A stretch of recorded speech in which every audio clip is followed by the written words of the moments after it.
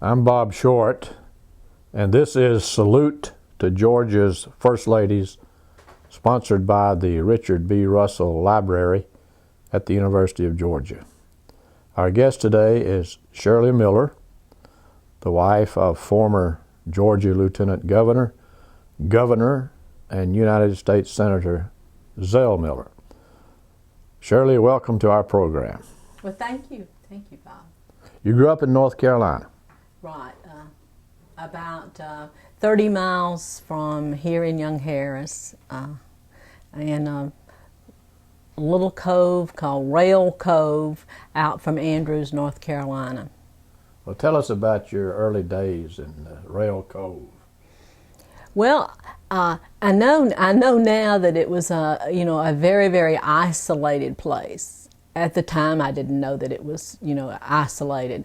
I had a younger brother and a younger sister, and a great-grandfather who lived with us until his death when I was a child, and other neighbors who had kids to play with. So now I know that I was living in a very, very isolated existence, but I didn't know it at the time.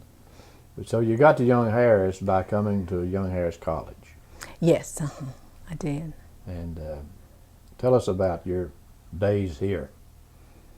Well, I like many Young Harris College alumni, just fell in love with the place, and still am till this day. It's a very, it was then, and I think it still is, a very special place that the students who come here either like it very, very much, or they don't stay very long. It's a close-knit community. And it was here that you met your husband. Right. Well, I knew who Zell was from seeing him on the campus, and though he didn't really know me. But the first time that we ever really spent any time together, we ran into each other at a square dance over in Andrews. And Zell has liked to tell the story through the years that he asked me if I would like to go. It was early in the evening. If I would like to go with him to another square dance that was going on not too far away, and so where of course my daddy was not standing on the sidelines watching us, and so I checked it out with him, and then I told Zell, well, I got to take my truck home. Of course, I had to go ask my mama if that was going to be all right with her too. So Zell followed me from downtown Andrews up to Rail Cove, and he has told the story through the years that he didn't really know where he was going following this pickup truck, and especially when I had to ford a creek to get to the house.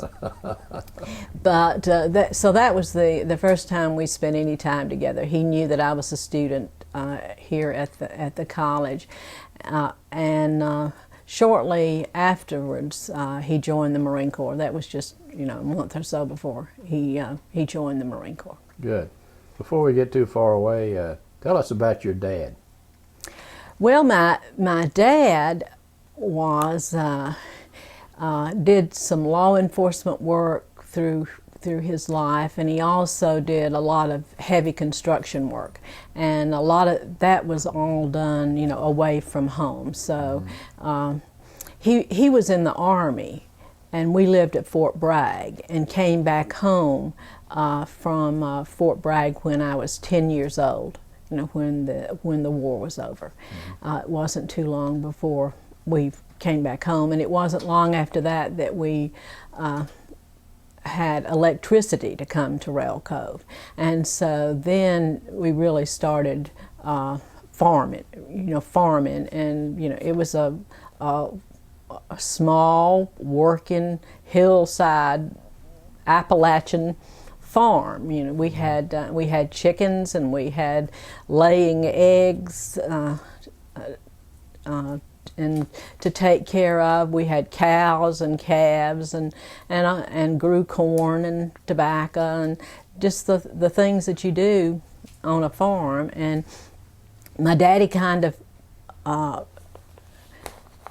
knew what we were supposed to do, and when he would be away, if he was away doing construction work somewhere, my mama carried on, and so that was the kind of life that we lived there. He was producing, about everything that we needed. He was sheriff of Cherokee County, as I recall. Mm-hmm. When I was at Young Harris. I was at Young Harris College. So you were introduced to politics at a rather early age. Yes, and even before then, my family they were always interested in politics and following candidates and working for candidates, and so they were very politically oriented family. So you had met Zell Miller at Young Harris College, and he joined the Marines. Right. Mm-hmm. It wasn't long after that, was it, that you two were married? We were married, and then when I graduated from Young Harris College in 1954, we moved to Camp Lejeune, North Carolina. So our first years were spent at Camp Lejeune. What was it like being a Marine wife? Well, by the time I was a Marine wife, the Korean War was over, and so that was a great relief that Zell would not be going to Korea like we had thought was going to happen earlier, and so. Until our first child came along, which Murphy was born while Zell was in the Marine Corps, and then Matt, our second child, was born the month that he got out of the Marine Corps. And so before we had a child, I worked and knew a lot of Marine wives that became friends, and we lived right outside the main gate to the base in a place called Midway Park. And then came the University of Georgia. Right. We moved to Athens just a few weeks before Zell was scheduled to get out of the Marine Corps because of the Matt was going to come along pretty soon, and as it turned out, Matt was born the same month that Zell got out of the Marine Corps. So we were in Athens then from August of 1956 to 1959. And Zell went to school, and he worked, and he tutored football players, and then later he had a teaching assistantship. And I took care of babies and typed papers for other students while we were in Athens. Uh-huh. But loved being in Athens. And still do. Just love going to Athens. It was a great place to live. So following his graduation, he came back to Young Harris? Yes. He had received his master's degree, and then the president of Young Harris College offered him a history teaching position at the college in the fall of 1959, and so we came back and moved into a house on the campus. And that was when he was mayor. He was mayor. Yes, he was mayor. Soon thereafter, he was mayor of Young Harris. And then about 1960, he decides to run for the state senate. Right, he did. And I know you remember that campaign. Oh yes, I guess you always have very, very clear memories of the first one. Mm-hmm. Well, of all of them, but especially of that one. And he was elected on April the 30th. I remember the date. It was an early primary, of that year. I think Dr. Clegg had given him, who was president of Young Harris College, had given him permission to run for the Senate, and the deal was that he would teach a heavier load fall quarter and spring quarter, and also teach summer school, so he could be gone during the winter to serve in the legislature, and which he did. And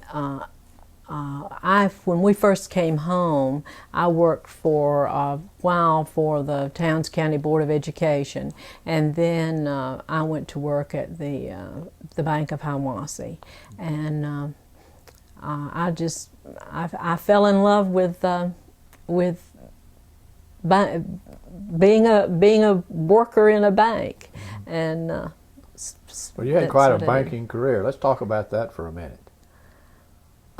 Well, after Zell served 2 terms in the state Senate, he ran for Congress and didn't win. And so he worked for 3 governors in a row. He worked for Governor Sanders, he worked for Governor Maddox, he worked for President Carter.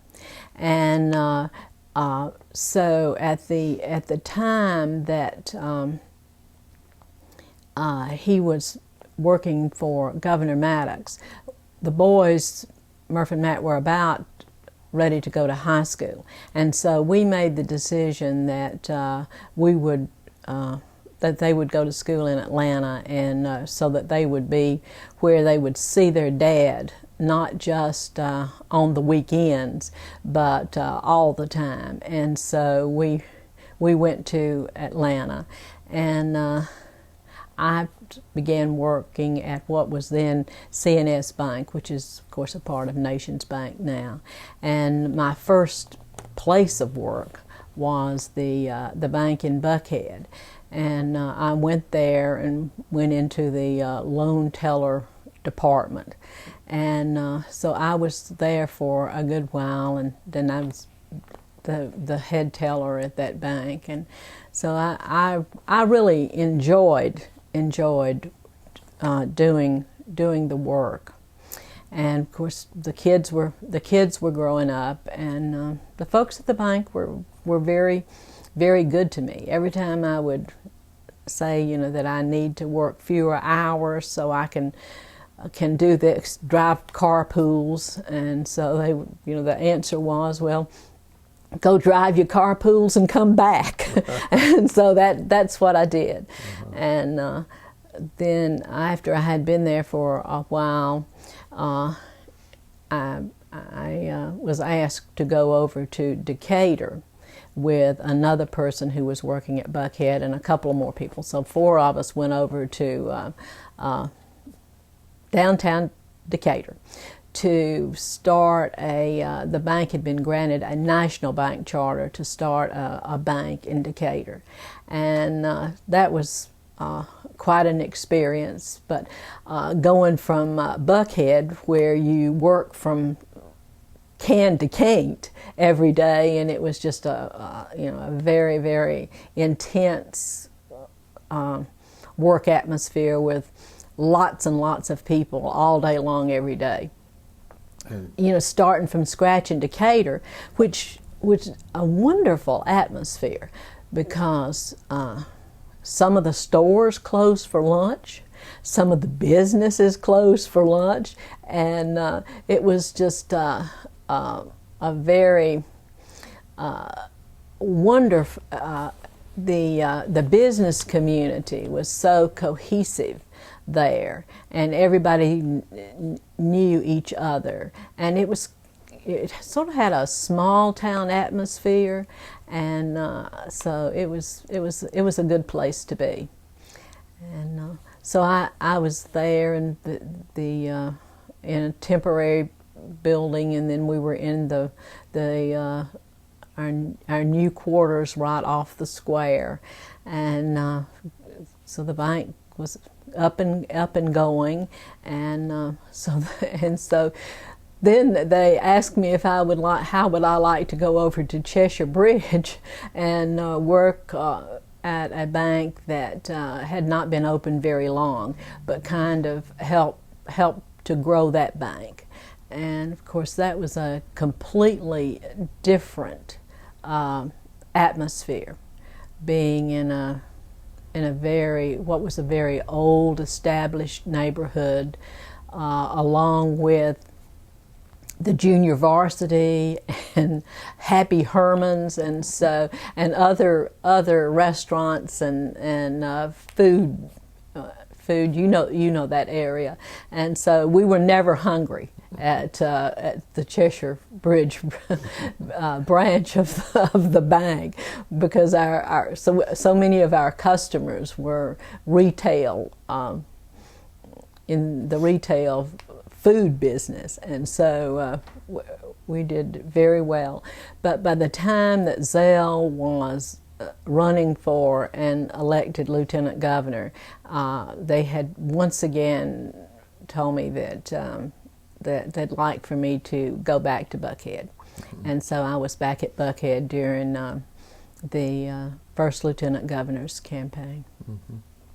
Let's talk about that campaign for a minute. Were you very active in that campaign? Well, as active as I could be with, Zell was not working and I was, but I have memories of on New Year's Eve of that campaign year that we were in underground Atlanta handing out cards on New Year's Eve. That first lieutenant governor's campaign. So he was elected lieutenant governor. Now, did you continue to work while he served as lieutenant governor?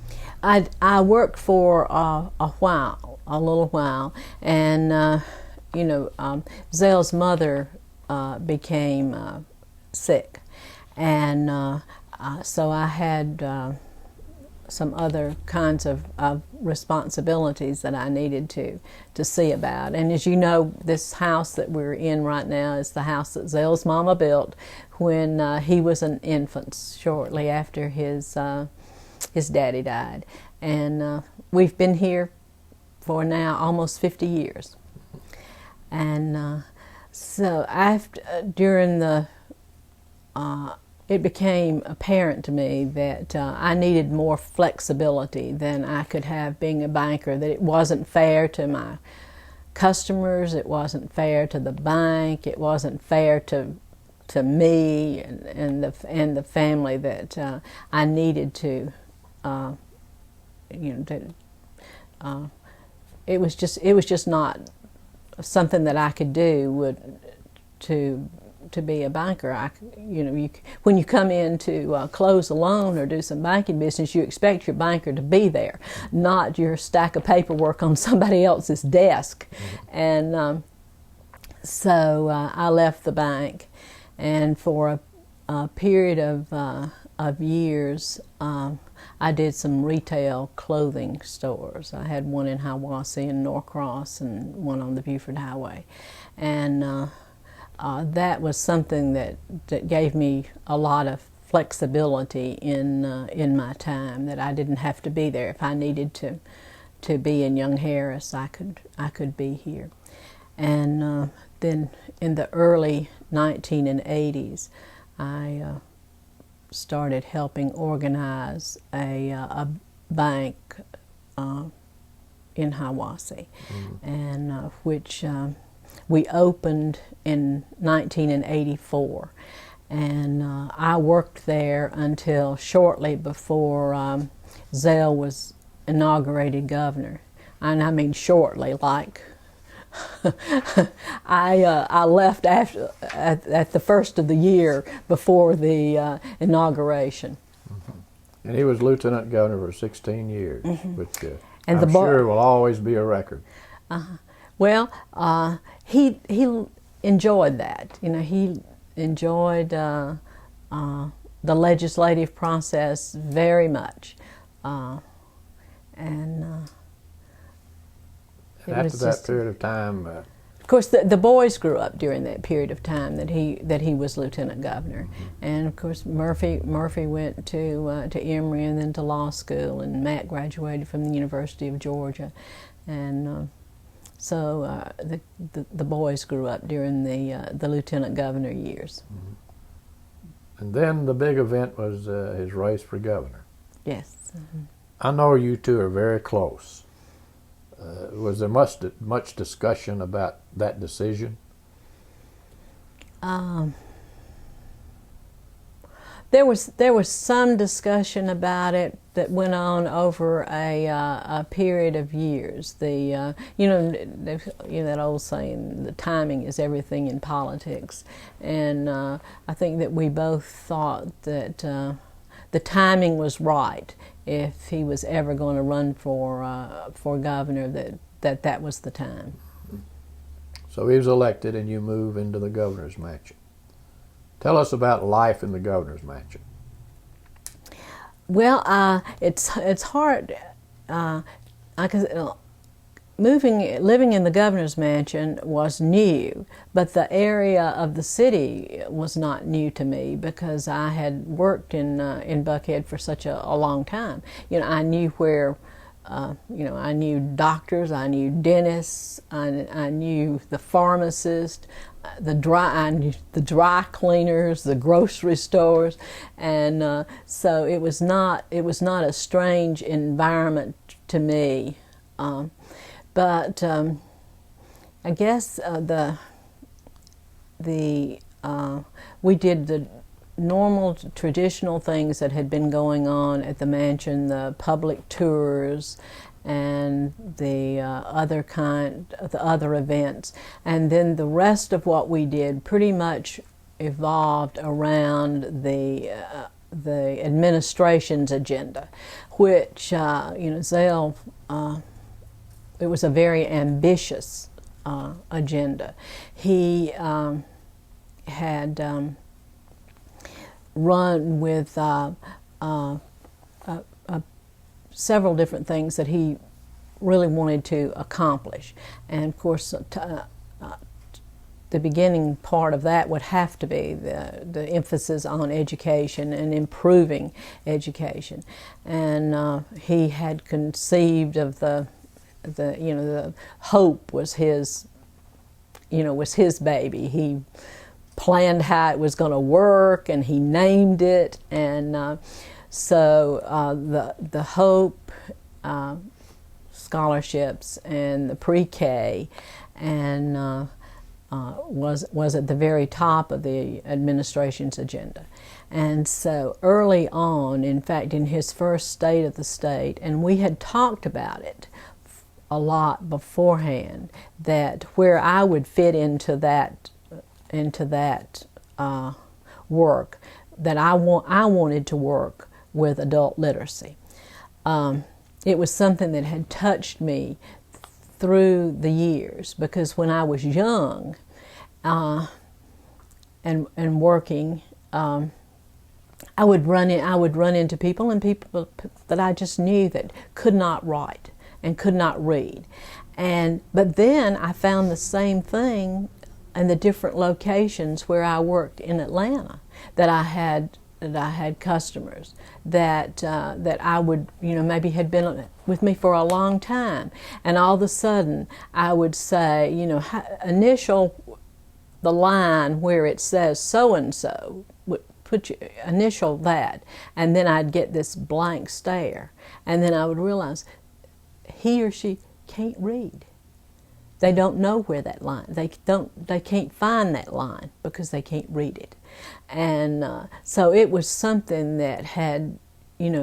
So I would have to, point it out, and I would always try to mark everything with little tabs where I would need initials, but sometimes I didn't have time to do that, and so it was something that had really touched me, and I realized that it was not just the area that I came from, but that it was a universal problem of people not being able to to read.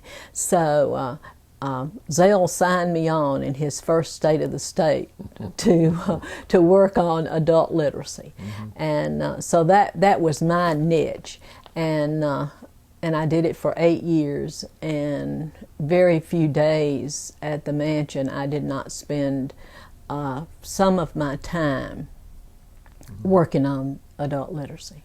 How did you organize that? Was it through the school system? The object was to get a GED. A GED. Right. And see, Hope has a, and I think even to this day, the piece of Hope that applies to technical schools is not as widely known as the scholarship part of it, but it's certainly as meaningful, I think, because Hope pays the tuition for students in the technical, they're now technical colleges, that are working on a certificate or a licensing program. And then, of course, the GED part is, and that's who was in charge of adult education, is the department that manages the technical institute. And when a person would receive their GED, they would get a $500 Hope voucher that they could use to further their education, to go into a job skill learning program. And of course, it was working with adult literacy was just lots of times just the greatest, because there's nothing like a GED graduation. So many times the people receiving the GEDs were maybe the first person in a family who had ever finished high school. And so extended families came, and they were always very, very happy events. Mm-hmm. So I did as many of them as I could. The graduation ceremonies, all over the state, just as many as I could. And former chancellor of the university system, Vernon Crawford, had a lifetime interest in literacy. And he had put together, along with help from especially Gene Bowen over at the University of Georgia, a program called the Certified Literate Community Program. And that is a program ongoing to this day, and where a community, a county, or will make a commitment to reach the point where that they are a literate community. And now I believe there are 21 counties who have received the status of being certified literate community programs, who've gone through the whole process and that they meet the criteria that they are literate communities, and one city. And the participating counties now, statewide, there's 53 that are still in the process, and one city. And so pushing this program and getting counties to sign on, getting county commissioners and the county school boards to agree to participate in the Certified Literate Community Program was a part of what I did.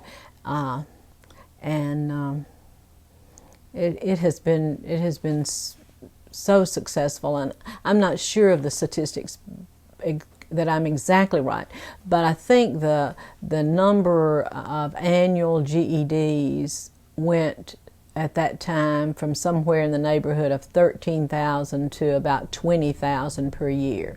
And between 1990 and 1998, when Zell left office, there had been over 150,000 GEDs granted statewide during that time. This might surprise you, but I looked it up, and it's 199,000. Oh, is it that high? Yes, according to the latest figures that I could find, and that's quite an accomplishment. Well, I guess I remember the maybe the latest figures that we had at the time. Yeah. Along about that time. So that's great. That's great. It was almost hit that 200,000 mark. You also did work with mental health and cancer. Yes. And as a matter of fact, President Carter put you on a national committee on mental retardation. Yes, I served during the Carter administration on the President's Commission on Mental Retardation. Mm-hmm. And that work, so that was during Zell's lieutenant governor days, I guess. Yeah. And part of the time I wasn't working at the bank. I had already left when I worked on that, but it was, of course, with members from all over the country, and mostly our duty was to examine programs that were working, in what states were various programs working, and to try to encourage other states to adopt what was working in particular states. And then we had some trips and meetings in places that were having problems. At that time, one of the big problems was up in Poughkeepsie, New York, and we went there and stayed and listened to the city fathers tell us about their problems that they were having with sort of a lot of people who had, with the new medications that were available, who had been able to leave institutions but had no place to go, and so we worked on those kinds of problems during that time. Back to life at the mansion. Give us a typical day as First Lady. With what I was doing with literacy and other things, you mentioned one of the things that is ongoing now, that every time I see a commercial that I'm very, very proud of, is I worked with Jean Young, Andy Young's wife Jean, to help get started the Buddy Check 2 program for breast cancer, and it's still ongoing. You see commercials on having a buddy and breast self-examination that I've worked on with Jean, and but a typical day would be, Zell's getting gone to work, so they usually started pretty early. I was very, very fortunate when we went to Atlanta that Beverly Messer, who had been with me at the bank in Hiawassee from the very beginning of the organizing of the bank, went with us to Atlanta. And so she was always to work early. And so Bev and I would work early in the morning in an office that we shared on what we had to do and what was coming up. And then if it was a public tour day, then we had the morning with the volunteers coming in, the docents to do the public tours. And then after they were over, I usually tried to get together the mansion staff folks at lunch, and we would talk about what we needed to do and what we had coming up that we were planning for, and spend a while putting that together. And lots of times in the afternoons we would have groups of elderly folks come, sometimes handicapped folks, and sometimes groups of children who had handicapped children that to come to have a tour of the mansion. And then it would be dependent on whether we had an event that night or not, how long the day was, and how busy it was. Mm-hmm. Most of the things, well, we did a lot. We tried to support, the business community and the arts community, the different parts of the Woodruff Arts Center, and I was very interested in that, and worked and served on that board while we were in Atlanta. So we did things for the museum and for the symphony, and then for organizations around the state that we could in that area. But then a lot of the events were tied to the administration's agenda, because Zell wanted to, he wanted to work on the education projects, and then of course another big piece was he wanted to make the state safer, and with the two strikes law, and then one that we were really involved in was the economic development part of it, and so a lot of the events that we had to do with promoting Georgia, both within and without, and outside. And this required a lot of work, a lot of travel.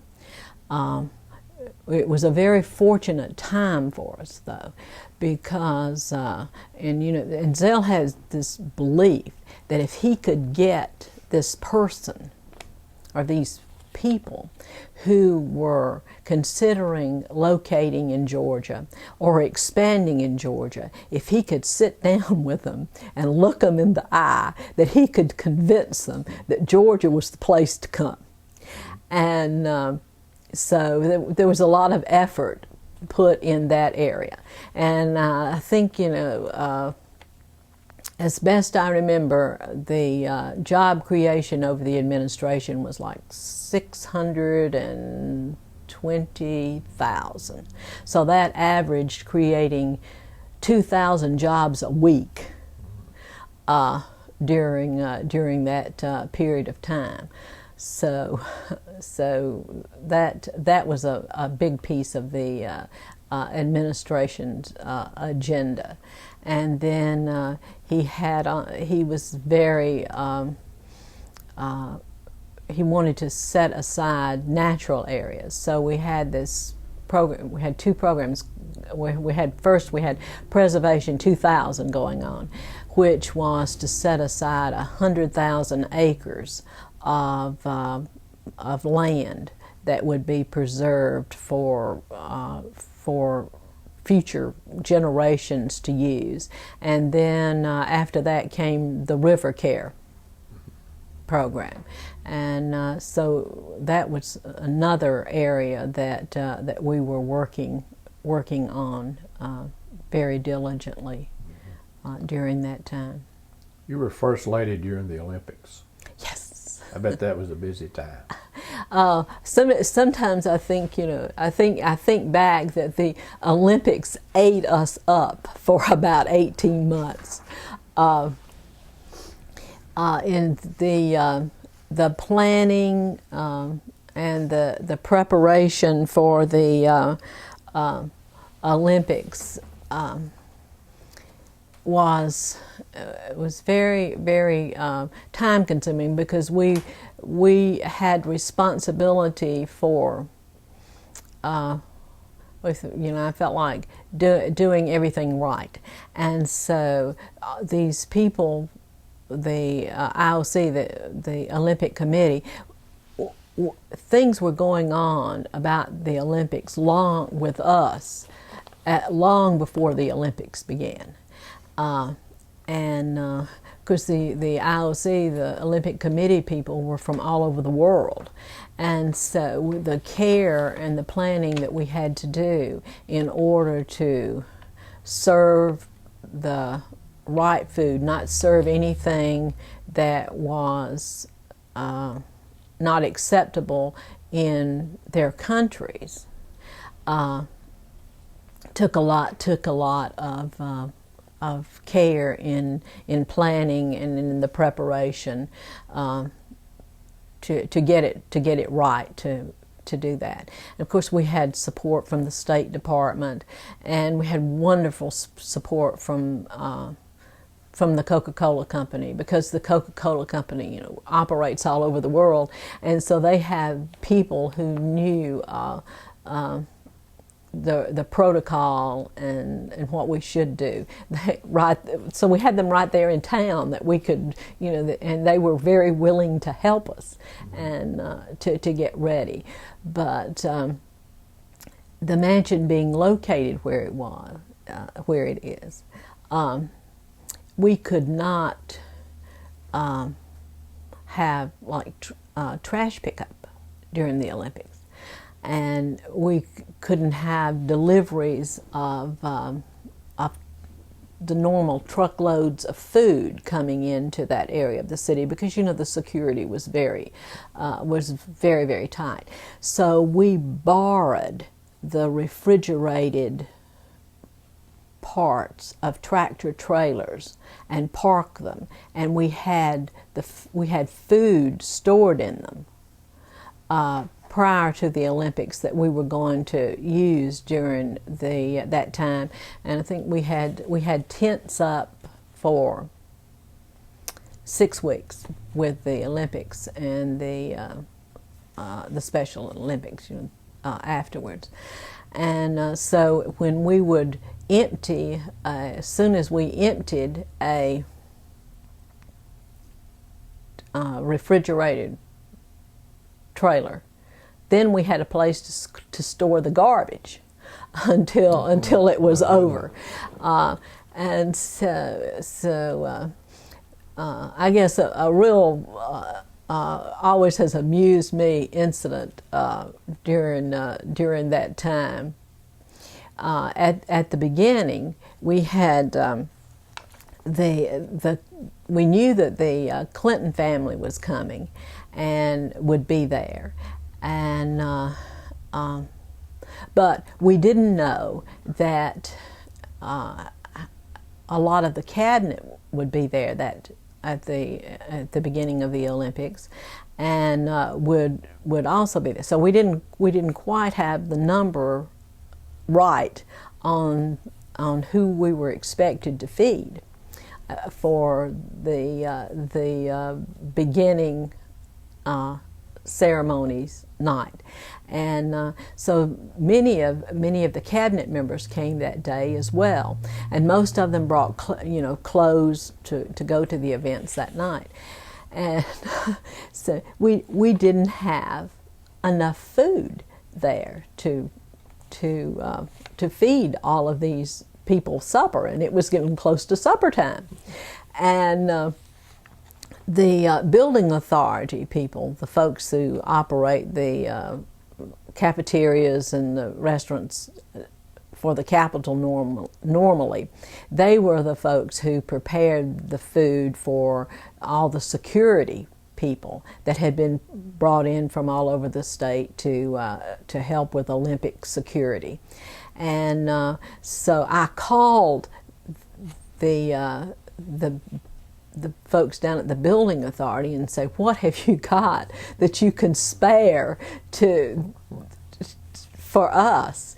And so they told me and what they had, that they were sure that they had plenty of, that we could have some of.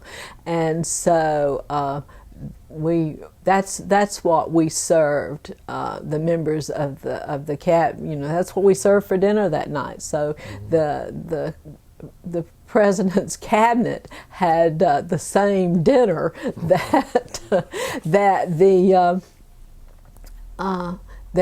the security folks had that that night. And of course, many of them had brought business attire to wear, and it'd been a hot day, and they had been busy all day, and so we were sort of allocating where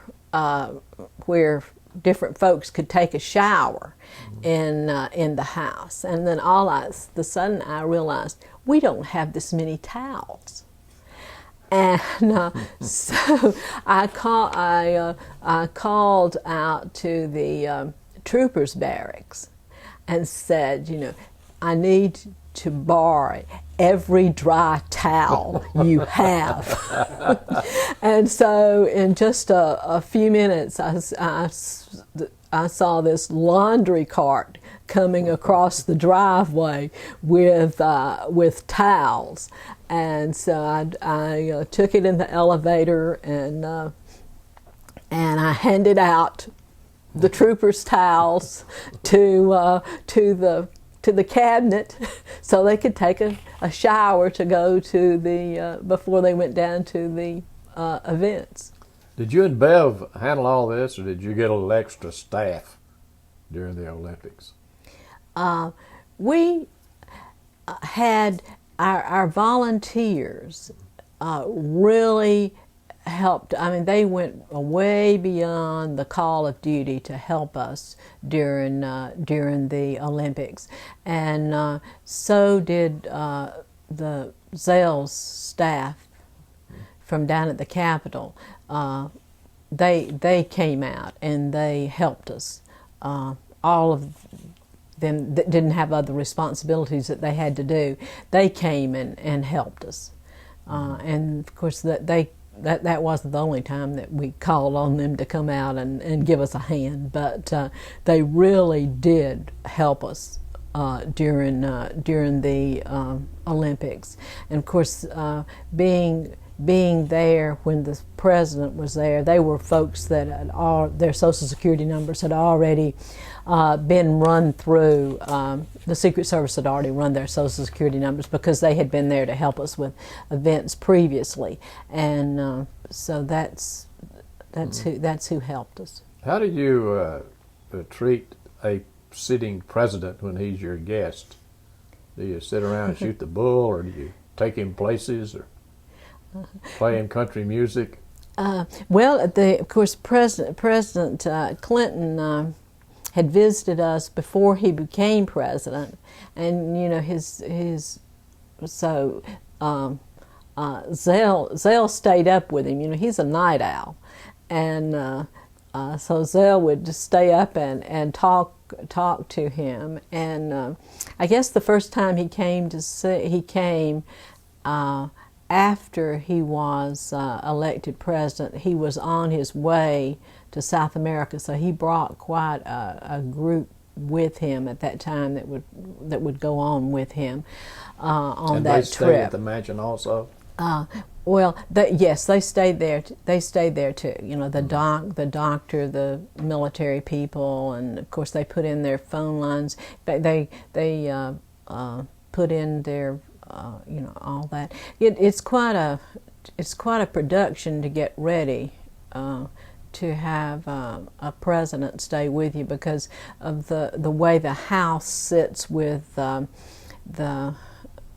windows upstairs across the guest room, the presidential suite and the Carter bedroom and the aides room being across the front of the house. So they have to bring in these huge pieces of bulletproof glass to put behind the windows. So getting ready for them to come is quite a production. And of course they bring the dogs and to go through everything and all that. But the first time that he was there after being president, a Navy cook came with him. They brought all of these pans that they were going to cook, and they brought all this food, and the pantry was full of all of their stuff. And then the president comes down and says, "What's Eva cooking?" And then I'm going to eat what Eva's cooking. And so none of what they had brought with them ever came out of the pantry, and the Navy cook visited and I think learned how to cook some Southern food. How did you deal with security? Did you feel like you were pinched in, or did you feel comfortable or safe, or when you went shopping, for example? Well, I felt I felt fine with them. I mean, I didn't have any problem with them, a lot of times when I would go out shopping or go out from the mansion, I would especially be out and about with grandchildren visiting, and I would I would take them along, and so I felt just fine with them. They were always very, very helpful, and got along very, very well with all of them. Well, Governor Miller finishes his second term, and he comes back to Young Harris. But he didn't stay all that long. No. He came time he I think we came back home pretty much feeling like that he had accomplished what he set out to do as governor. One of the things that he had wanted to do when he was lieutenant governor and had not been able to, and then at the end, close to the end of the governor's term, was able to do, was to take the state sales tax off groceries. And so we came home pretty much having, through the list of objectives, pretty well having addressed them. So he immediately started teaching at Emory. He did some teaching over at the University of Georgia. He taught some here at Young Harris College, and so we were pretty well settled in, and I was still unpacking from all of those many years, and going through and sorting things that especially things that needed to that we had not sent to the Russell Library, and then unfortunately Senator Coverdale's death in July of 2000. And then Governor Barnes came up here and talked to Zell about going to the Senate, and he went out the door and said, I don't have a plan B. And so we talked about it, and then at breakfast I said to Zell, well, isn't this what you do? Isn't this what you do? And so he called Governor Barnes and accepted the appointment. And then, of course, we had a race, an election in November, shortly thereafter, where Zell ran just months. And you were by his side the entire time.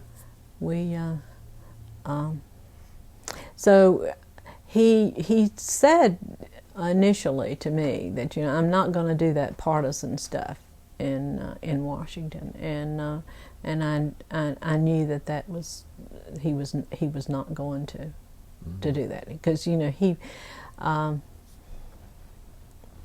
believes, and so do I, that there's a time to run, and then there's a time to serve, and after the election is over, until it's time for another one, that you've been elected to to be of service to your home folks.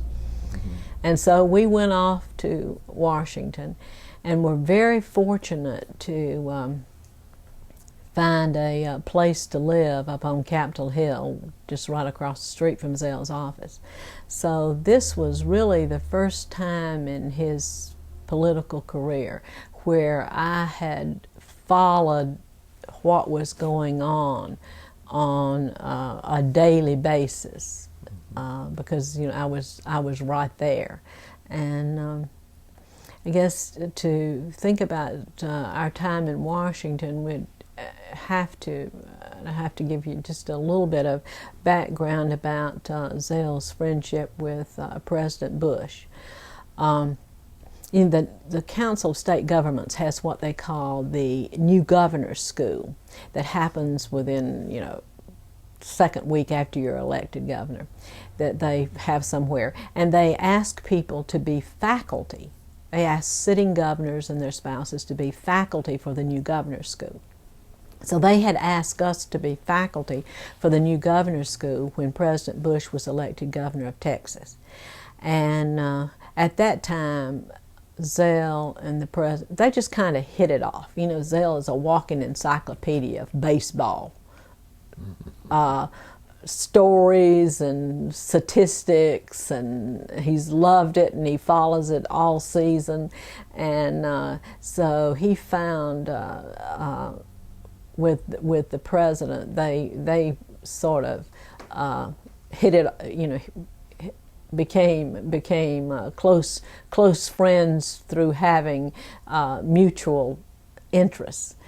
And before he was sworn in as president, the president had asked Zell to come out to Austin and talk to him about education. And of course he was knowledgeable about what had happened in Georgia in education during Zell's administration.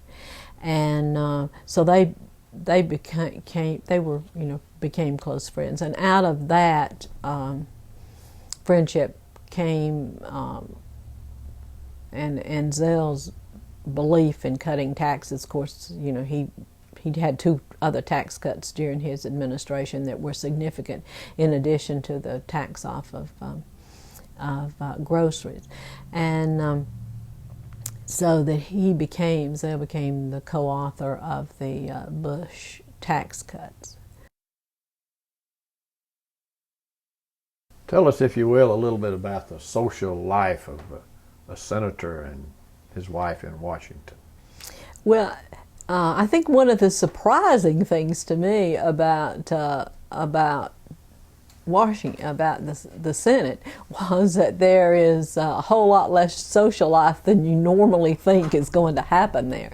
The work day at the Senate is I think is very different than the perception of it, in that a lot of time during the day is they spend in committees, and so they actually get down to the legislative work pretty late in the day, and many times work late into the evenings, and so a lot of times they will not adjourn until 9 o'clock, or people who watch C-SPAN, too, know that 9 o'clock, 11 o'clock, they'll be voting, along into the evenings.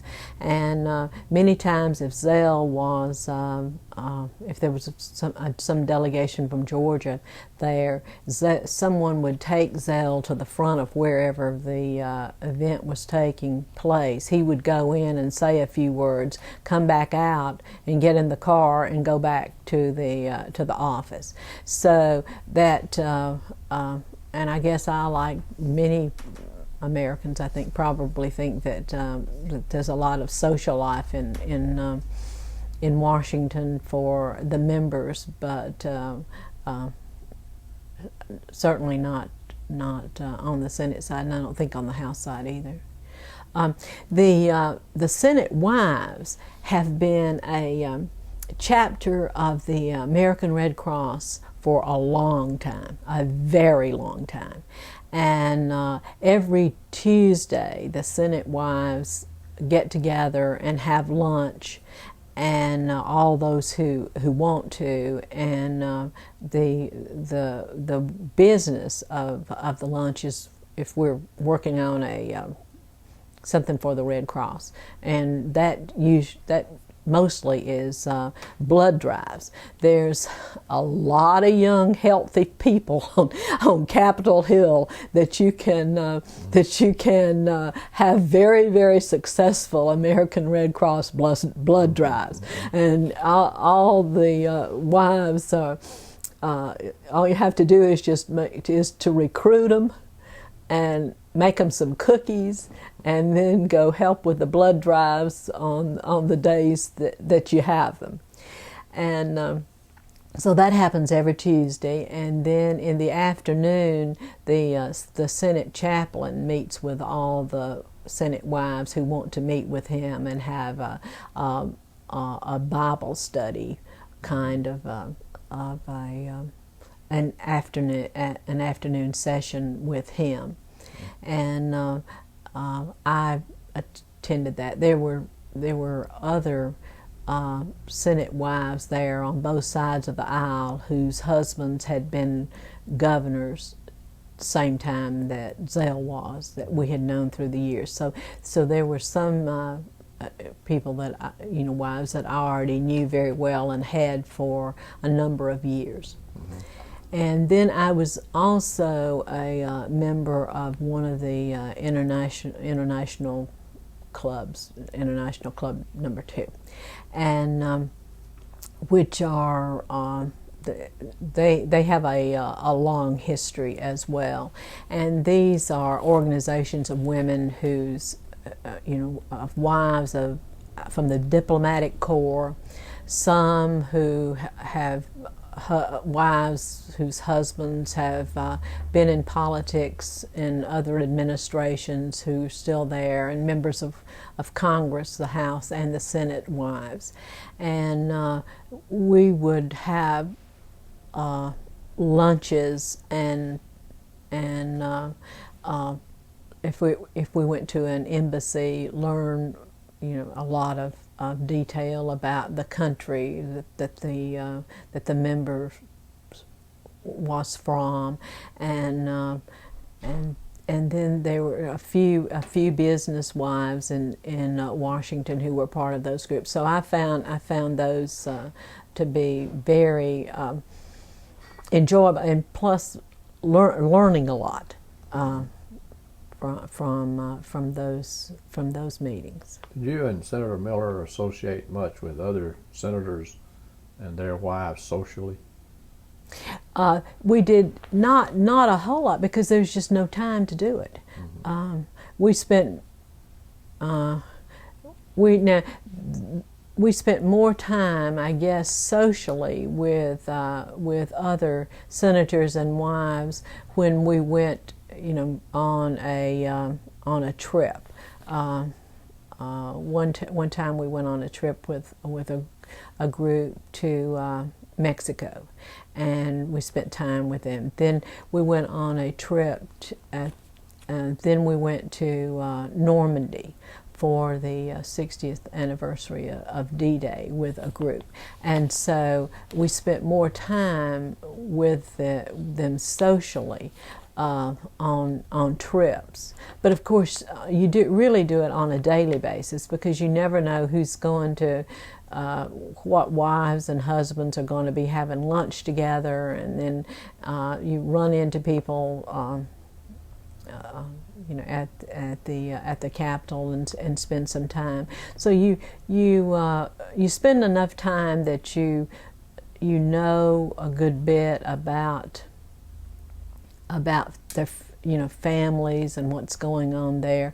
But I think wives spend more time together without the husbands, because it is a heavy workload that the members of the Senate do. A lot of travel involved in being a United States Senator. not the kind of travel like being a governor. You know, we did a little bit, and as of course Zell and Jim Bunning made a trip to Iraq. No wives, they made a trip to Senator Jim Bunning from Kentucky, and Zell went to Iraq on a trip. Of course, wives didn't go on that, but it wasn't the kind of travel that I was used to as being a governor's wife, where we would do an economic Department of Industry and Trade travel trip every spring. You know, a long trip to Europe in the spring, and a trip to the Far East in the fall during all those governor years. But there is a lot of travel back and forth between. Oh, between home and yes, and seems like everybody does it. The only wives that I knew that didn't do a lot of traveling were those with small children who had children, young enough children that they were still taking care of kids in Washington. Mm-hmm. But you and Zell travel a good bit. Yes, almost every weekend. Almost every weekend. Mm-hmm. Right, and that's pretty much standard. Especially for people on the East Coast, and amazingly, for us it was very, very easy. You left Washington and you came to Atlanta, and then you got in a car and you came home.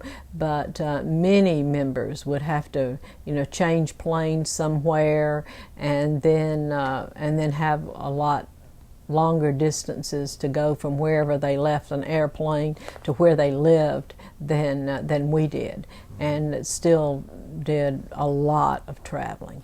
Did you enjoy your time in Washington? Yes, I did. I think that there was just something. So of course, everything was pretty close. There, we didn't keep a car there because there wasn't anywhere to put a car, and so I had a little grocery basket that I would take to the dry cleaners and to the grocery store and around the neighborhood. And so when I would start back to the apartment, there's just something about seeing that Capitol dome that is just, that when you realize, you think about the country, and seeing the Washington Monument lit up at night, or seeing, or going by and seeing the Jefferson Monument, or President Lincoln, or the FDR Memorial. It's just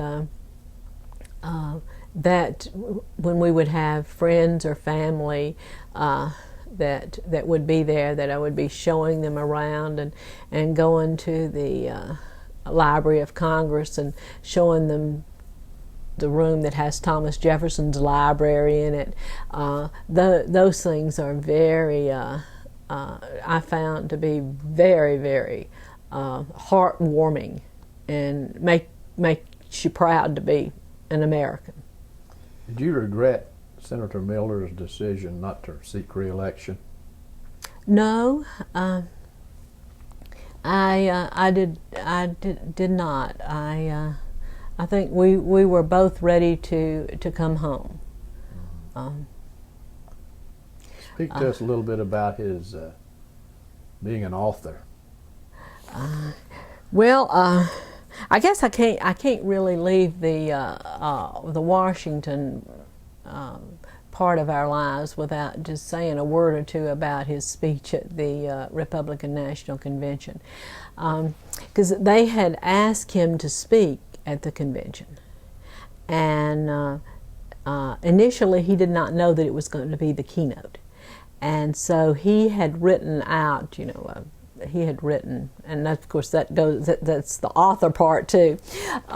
He had written a speech, and then later they told him that they wanted his speech to be the keynote.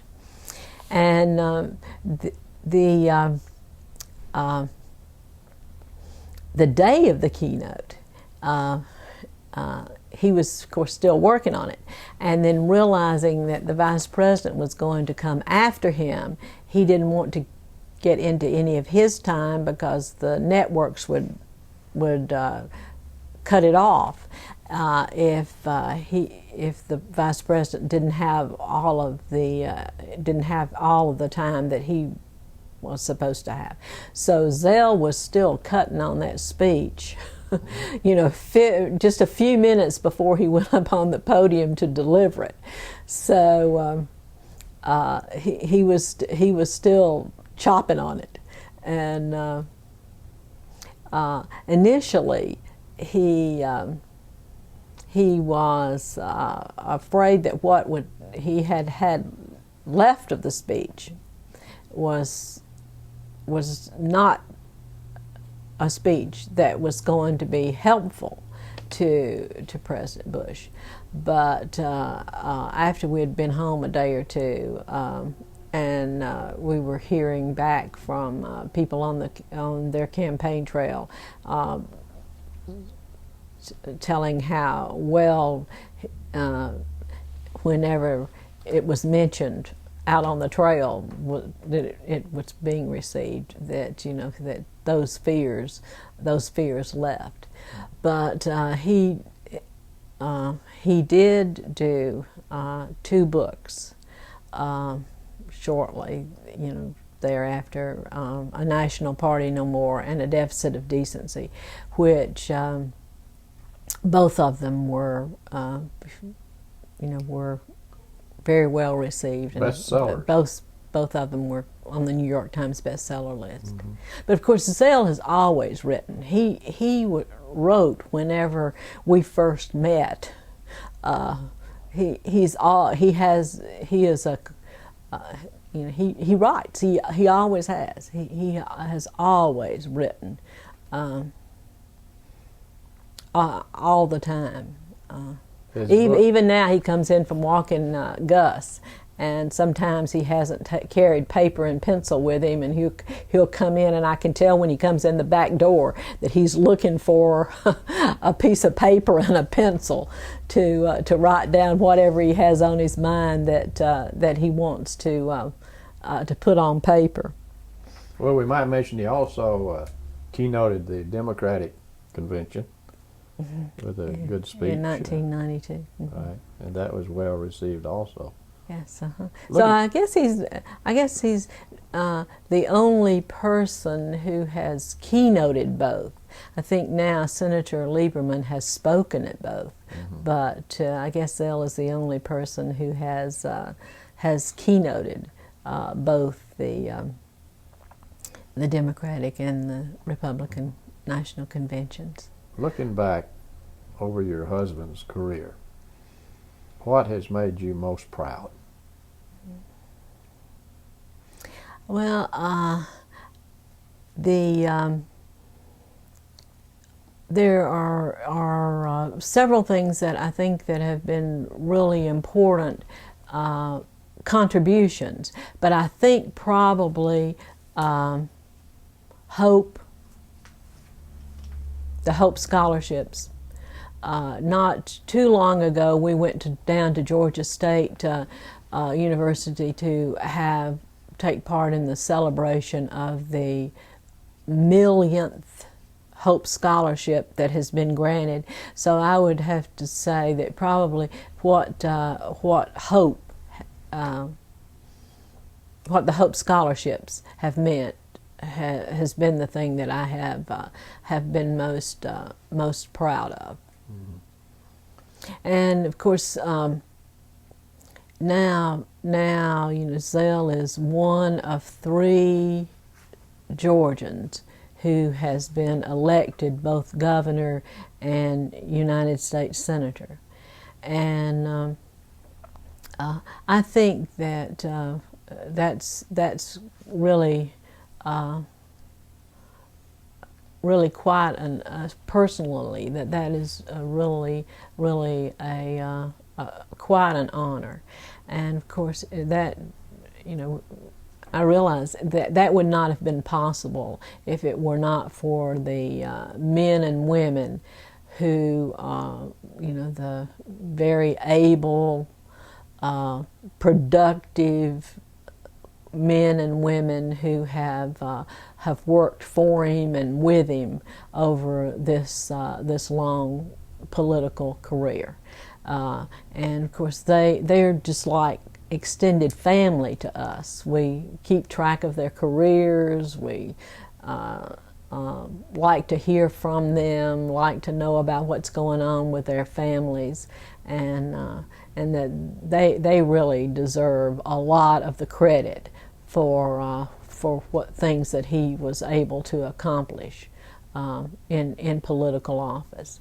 And then you know, our family's always been supportive. Our, you know, our boys helping with campaigns when they could, and we just been so richly blessed. Matt and Katie live here, and so does Murphy and Susan, and they have the four grandchildren, Asia and Justin and Andrew and Brian. And now 8 of our 6 great-grandchildren, Asia has 4. She has Jacob and Joshua, Mary Elizabeth, and baby Braylon. And Justin has 2, Jasmine and Jordan. And Andrew is a sophomore at Augusta State University in Augusta, and Brian is a sophomore here at Young Harris College. And so we have the good Lord has been very, very good to the Millers, and has blessed us with a wonderful family, and all of these good folks that have helped Zell during his political career. Turtle on a fence post. He didn't get there by itself. That's right. I guess he'll always be known for that. All right. I'd like to add, though, that Murphy is now Superior Court judge, Right. and doing well, I hear. He has this Enota circuit, which is Towns, Union, White, and Lumpkin counties. Mm-hmm. And Matt is a banker. Yes, he is. So both of your boys are successful also. Well, Shirley Miller, it's been a great pleasure talking with you. Well, thank you for coming to Young Harris. And I would like to thank you on behalf of the Russell Library, the University of Georgia, and myself for being our guest.